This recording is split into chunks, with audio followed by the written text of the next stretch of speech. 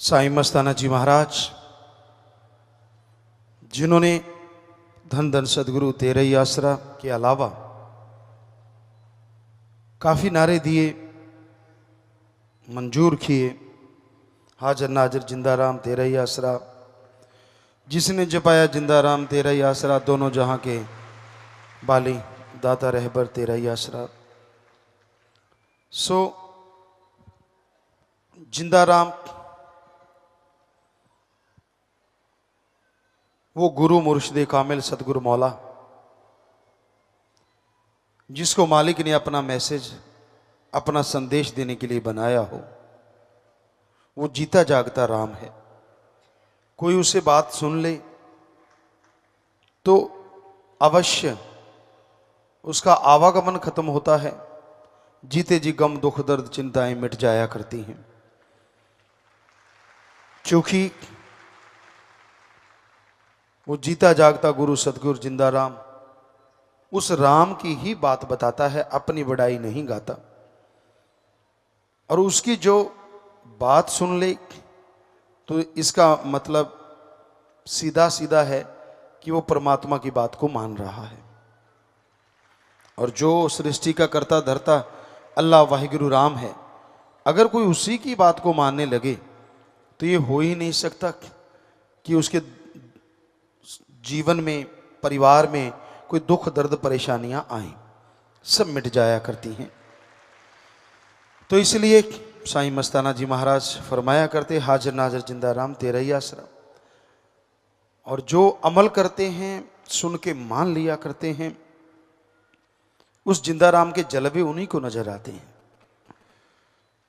सुन लिया, एक कान से सुना दूसरे से निकाल दिया, या अपने गुरु पीर फकीर की बात का मजाक उड़ाना, करना वो जो मन को पसंद हो, खाना वो जो मन को पसंद हो, पहनना वो जो मन को पसंद हो, और गुरु पीर फकीर की बात की परवाह ना करना, तो एक तरह से अपने रास्ते से हटना है। क्योंकि गुरु संत पीर फकीर किसी को कहते ही नहीं कैसा पहनो, कैसा खाओ, कैसे रहो। पर अगर आपको कह दिया तो समझो आपके बहुत ही ऊंचे भाग्य हैं। पर उनको समझ नहीं आती जिनको ऐसा दर्जा मिल जाता है। काश उन्हें ये समझ आ जाए, फिर तो बारे न्यारे हैं, कहना ही क्या। तो मन के मते चलो मत कही, गुरु कहे करो तुम सोई। गुरु पीर फकीर कभी गलत नहीं कहता, वो तो सच कहता है। अब गलत लगे, अच्छा लगे, भला लगे, वो मर्जी आदमी की, उसके मन की। लेकिन जो सुन के मानते हैं उनके ही अंदर के द्वार खुलते हैं, उनके अंदर की सल्तनत, वो नजारा नजर आता है जिसकी कल्पना नहीं की जा सकती। क्योंकि अंदर जो चढ़ाई चढ़ी जाती है, वहां ना सीढ़ियां होती हैं, ना रस्सा लटक रहा होता है, वहां ना कोई लिफ्ट लगी होती है। अंदर की चढ़ाई गुरु पीर फकीर जो आवाज देते हैं, उसी आवाज को पकड़ के चढ़नी पड़ती है। और रूह जब उसे पकड़ के चढ़ती है तो उसकी स्पीड बहुत जबरदस्त होती है। यहां मालिक को लगता है स्पीड स्लो हो जाए, वहां स्लो होती है, क्योंकि वहां नज़ारे दिखाने होते हैं। सारी त्रिलोकी अंदर है, त्रिदेव अंदर हैं, सब कुछ अंदर है। तो उन नज़ारों को देखती हुई जीवात्मा उस आवाज के सहारे चढ़ती है, और उस परम पिता परमात्मा के जब नजारे करती है, वो तो कहने सुनने से परे की बात होती है। तो आवाज तभी सुनाई देगी ना अगर बाहर की आवाज सुनोगे। कहने का मतलब गुरु पीर फकीर जो बात कहते हैं, अगर उसको मानोगे तभी अंदर की आवाज चलेगी, वरना तो आपने तो लॉक लगा रखा है अंदर वाली आवाजों को। बाहरी इतनी आवाजें करते रहते हो कि अंदर वाली आवाज तो गुम हुई पड़ी है। बाहर की आवाजों में इतने मस्त हो कि अंदर की आवाज की तो सुध ही नहीं है आपको। चुगली कर ली, निंदा कर ली, काम वासना, क्रोध है, लोभ, मोह, अहंकार, मन, माया, क्यों, किंतु, परंतु सारा दिन चलता रहता है, कच कच कच कच। पता नहीं आदमी थकता क्यों नहीं एक ही तरह की ऐसी बातें कर कर के। राम नाम जपने बैठो तो कह देता मैं तो थक गया जी, 2 महीने कर लिया, बहुत हो गया। रोटी खाते नहीं थके, जन्म से लगे हो खाने, अभी तक खाते जा रहे हो रोज। 2-4 परोंठे ज्यादा ही रगड़ जाते हो जब ज्यादा स्वाद हो। वो थके क्यों नहीं भाई? सुबह सुबह जाते हो रफा हाज, तो उससे नहीं थके आप? रोज एक ही काम कर रहे हो, क्यों नहीं थकते?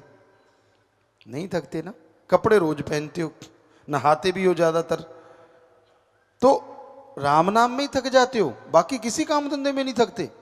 चुगलियां करते हो सिर जोड़ जोड़ के, हाँ ऐसे था, वो वैसा था, तब नहीं थकते? शर्म नहीं आती? कितनी देर होगी करते हुए, कभी तो बस करो ना जी। इन चीजों में तो कहते पता ही नहीं, टाइम ही नहीं, मजा ही फिर आता है। टेलीविजन देखते हैं बच्चे घरों में, नेट करते हैं, नेट पे लगे रहते हैं, कहते ले मजा ही इसमें आता है।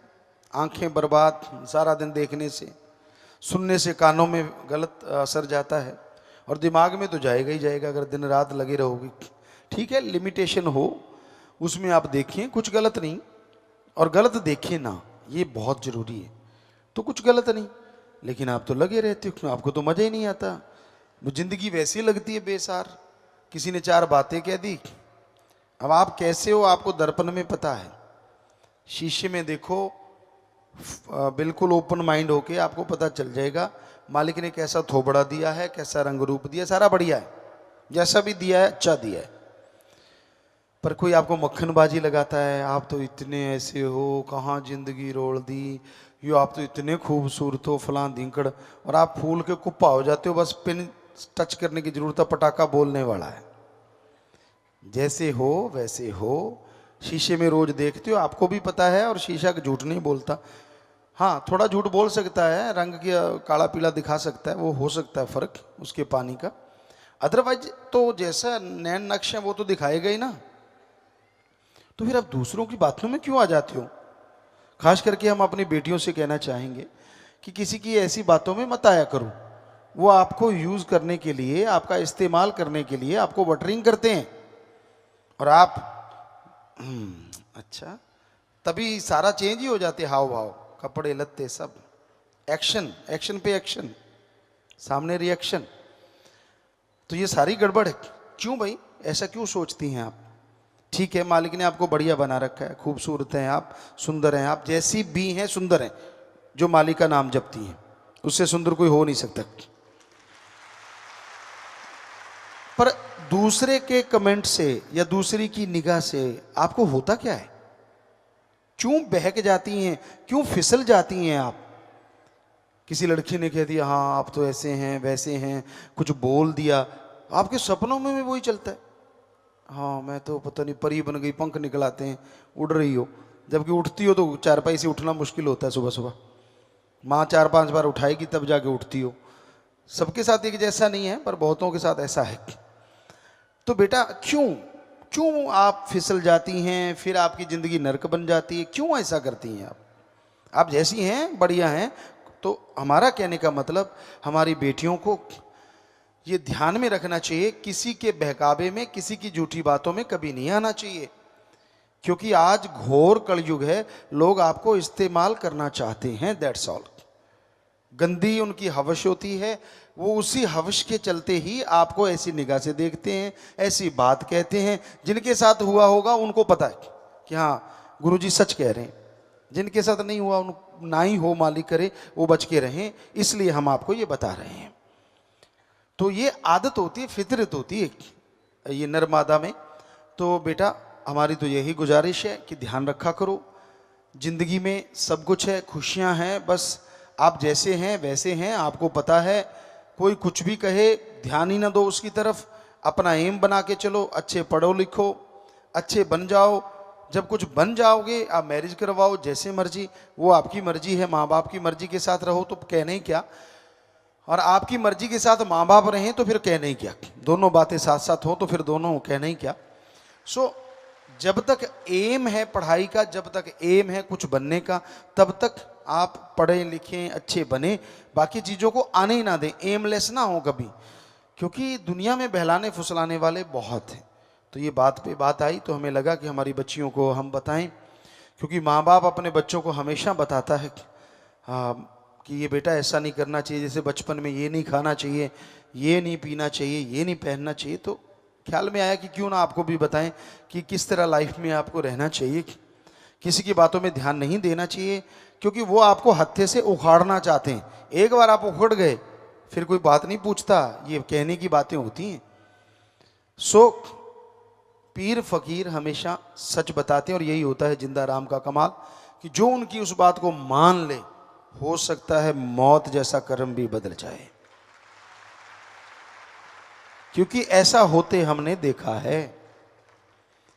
भाई ना माने तो फिर कुछ नहीं कह सकते, फिर तो वो कर्म है उसका और उसने भोगना है। मान लिया तो ऐसा होते भी देखा है कि मौत जैसे कर्म, मौत दरवाजे पे आके वापस चली जाती है कि यार ये तो अल्लाह वाहिगुरु की बात को मानता है, जो फकीर ने इसको बताई है, अब मैं कुछ नहीं कर सकती। अगर ये लाइफ में रहना चाहती है आत्मा तो रहना ही पड़ेगा जितनी देर ये चाहेगी, तो वो भी मुड़ जाती है। इसी को कहते हैं मुर्दों को जिंदा कर देना। तो ऐसा होते देखा, और साध संगत तो इस बारे में अच्छी तरह जानती है कि हाँ ऐसा हुआ है और हो रहा है और होता रहेगा। जिनको दृढ़ यकीन है, जो अपने सतगुरु पीर फकीर की बातों पे 100% यकीन करते हैं।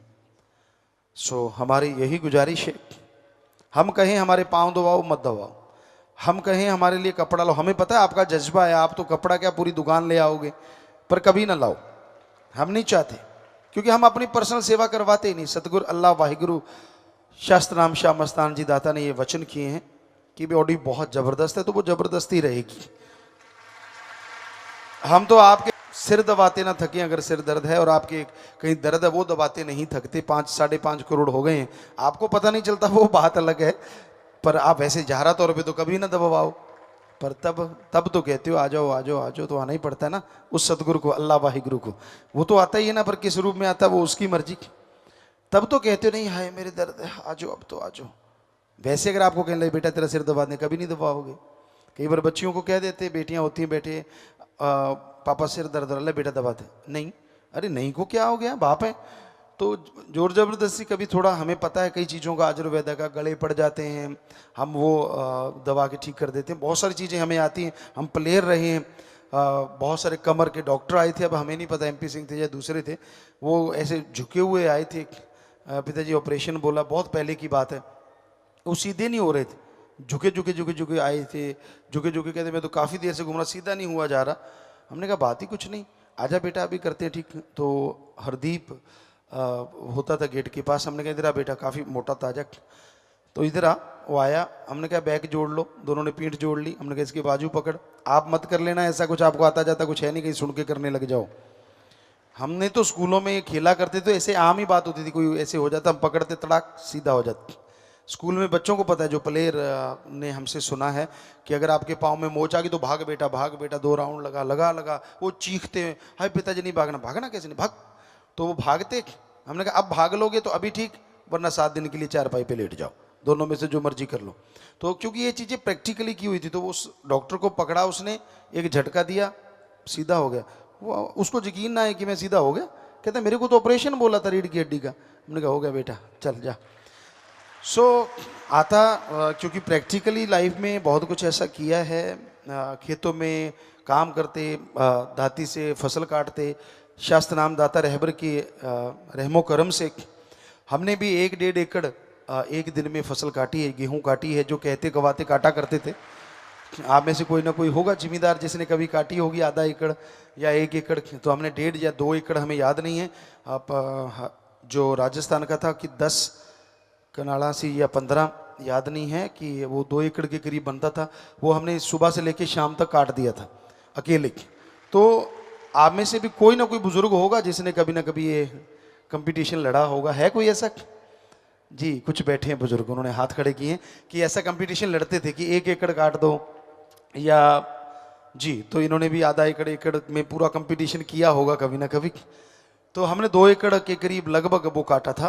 तो कहने का मतलब प्रैक्टिकली, तो वहाँ काटते काटते कई बार जो साथी होते हैं, किसी की दाती लग गई, परमपिता की रहमत से हमारे कभी नहीं लगी, उनकी कभी लग गई, क्योंकि जब ध्यान अलग हो जाता ना, काट रहे हैं और अब किया है, उधर दाती चलाती, बस फिर इधर की है। सो उनको फिर बताते आपको भी बताते हैं, ये हकीकत है। कहीं चोट लग जाए और ऐसा थोड़ा बहुत खरोंच आ गई या थोड़ा बहुत कट लग गया, तो आप जाओ बाथरूम, जो पेशाब आप करने जाते हैं, जाइए उस उंगली पे कर दीजिए, आपका हाथ कभी पकेगा नहीं, ये पक्का है। ये अजमाई हुई चीज़ें, हमने बहुत खेती बाड़ी में किसी लग जा रहे भाग भाग भाग जा जा जा जा, जा इसके ऊपर पेशाब करे भाग जा, तो वो हाथ पे करे थे और मतलब ही नहीं, वही दवाई थी, बस हो गया काम, लग गया एंटीबायोटिक। कभी नहीं पकता था, कभी कुछ नहीं होता था, 2 दिन में ठीक हो जाते थे। हमने कहा 2-3 बार कर लेना जब भी जाओ, इसमें शर्म की क्या बात है? अगर खुद की दवाई काम करती है तो बाहर की लगाना जरूरी है क्या? तो ये मालिक ने बनाई हुई होगी शायद, पर हमने तो प्रैक्टिकली की है, ये सच है, 100% बिल्कुल ठीक हो जाता है। तो ऐसी चीज़ें हैं जो तजुर्बा होता है तो वो बता देते हैं, मान लो फ़ायदा है भाई। बात वहीं पे लेके आते हैं कि तब तो आप बुला लेते हो कि आ जाओ पिताजी, मेरा तो सिर फटी जाता, आ जाओ आ जाओ आ जाओ, अब तो मेरा ये हो रहा है, आ जाओ आ जाओ, लूज मोशन लग गया, आ जाओ आ जाओ, फलां हो गया होगा जो, तो वो अल्लाह वाहिगुरु राम को तो मानना पड़ता, तब आप ठीक हो जाते हैं। सारे तजर्बे आपने कर रखे हैं, फिर भी इतना मन आपका बेईमान है, इतना ढीठ है, जब नहीं मानना तो नहीं मानना, इस बात को नहीं मानना, बाकी सारी मानते ठेका थोड़े ले। तो फिर सतगुरु ने भी ठेका थोड़े ले जो सारी कर देगा। अगर तू सारे वचन मानने का ठेका ले लेगा तो तेरा यहां का नहीं, आगे का भी, अरे आगे का भी नहीं, आपके आने वाले बच्चों का भी नहीं, जो गुजर गए उनका भी ठेका ले लेगा, वो सबका ले लेगा। तू बस मानने का ठेका ले ले कि मैं मानूंगा, वचन माना कर, फिर देख कैसे खुशियां मिलती हैं, कैसे नजारे आते हैं। तो बात यही हम आपसे कहना चाहते थे, वचन मानिए, चलिए, जिंदगी में बाहर छाई रहेगी। मानना खुद नहीं, नाच ना जाने दिर फिटे मुंह गोडियां दे, नचना आउंदा नहीं, तो ये गोडे बेचारे की करन, गोडे तो सही चलते हैं। सो वचन आप नहीं मानते, जब गड़बड़ हो जाती है, यार पिताजी ने मेरे साथ ऐसे कर दिया, गुरु जी ने, ठीक है सानू लड़ी जाओ फोटो नाल, कोई गल नहीं, पर कितने जायज भी लड़ लिया करो, नजायज ही लड़ते रहने हो सारा दिन। कोई जायज बात हो तो मानी, नजायज लड़ना तो वैसे आपका दिल हल्का हो जाता है, कोई बात नहीं, नजायज भी चलेगा, ऐसा कुछ नहीं है, माँ बाप की तरह तो सब चलेगा, पर गुरु की तरह तो बात बनती नहीं। आप वचन मानो, पहले पहले बैठ के 5 मिनट सोचना, मजलिस सुन ली, जाके 5 मिनट बैठ के सोचना भी आपने कितने के वचन माने हैं हमारे, फिर लड़ना। कि हम लड़ें, हमारी बारी है, क्योंकि हमें नहीं लगता कि आप मानते होंगे, हमें 100% अभी पता है, आप सोच के देखोगे, हमें अभी पता है कि आप मानते हो। आप में से कुछ सज्जन ऐसे होंगे 80% मानते हैं, कोई 90 है, कोई 50% मानता है, ऐसा नहीं कि मानते नहीं। और कई यह जी जो 100 मान लेंगे, औखे औखे छड़ देंगे है, यार आ छड़ दो कोई नहीं, हौली कितने चटनी खा लो, की फर्क पैंदा। सो मतलब बुरा ना मान जाना भाई, कोई खा के आया हो। तो हमारा कहने का मतलब ये है कि हम तो वैसे ही कह देते हैं, हमें कोई बताता बतूता नहीं है। यहाँ तो एक ही बताता है खसम, वो अल्लाह वाहिगुरु सतगुरु मौला, और कोई नहीं बताता। तो अचानक कोई बात मुंह में आ गई और निकल गई, हम कौन सा सोच के आते हैं कि ऐसा बोलना है, तो टॉपिक ही नहीं होता हमारे पास, ना हम कोई तैयारी करके आते हैं। तो ये आप ही टॉपिक हैं सारे, जैसे आप बैठे हो, इधर से आता रहता है, इधर से हम भेजते रहते हैं, ले ले बेटा। तो इसलिए हम हमेशा आपको कहते हैं, फकीर से मांगो, अच्छी चीज़ मांगो, जिंदगी मांगो, तंदुरुस्ती मांगो, भली चीज़ मांगो। कभी भी जैसे हम कल आपको कह रहे थे, वो चीज़ें ना मांगा करो, अच्छी चीज़ मांगो, ताकि वो दुआ करें और आपको वो मिल जाए। तो मानना आपकी मर्जी, बताना हमारा फ़र्ज़। कई बार आपको लगता होगा पिताजी काफ़ी दिनों के बाद आए हैं और काफ़ी डांट लगाते हैं, अब हम क्या करें। माँ बाप काफ़ी दिनों बाद आए और बच्चा घरे आके खूह पट्टी बैठा हो गेट दे अगे, तो माँ बाप उन्होंने देऊगा भी लै पुत लै तगमा ले लै, खूह पट्टता गेट दे अगे तो डिगूगा ही ना। तो समझाना तो पऊगा कि मूर्खा की किया है, मूर्ख ही कहूगा उन्होंने, ये थोड़े कहूगा वाह बहादरा। सो वही बड़ी बात है, हमें तो बता, हमारी तो ड्यूटी है, करें तो करें क्या, हम तो आपको समझाना है ना। हम तो आपको कुएं में गिरता नहीं देख सकते, माँ बाप आपके देख सकते हैं दुनियावी, क्योंकि आपने उनको दूर कर दिया, तो उनको भी लगता है यार हम क्या करें। पर हम तो चाहे हमें दूर करो चाहे नज़दीक रखो, चाहे कुछ भी करे, जतन वापस तुम्हें ले जाएंगे। सो बेपरवाह जी के वचन हैं, कैसे हाथ छोड़ दें आपका, एक बार हाथ पकड़ लिया तो पकड़ लिया, ये हो ही नहीं सकता कि कभी छोड़ें। आप छोड़ो, आपकी मर्जी, आप अपनी मर्जी के मालिक हैं, हमारे अपने असूल शास्त्र नाम शाह मस्तान जी के उन्होंने बनाए हैं। सो माना करो भाई, ताकि आपको सुख मिले।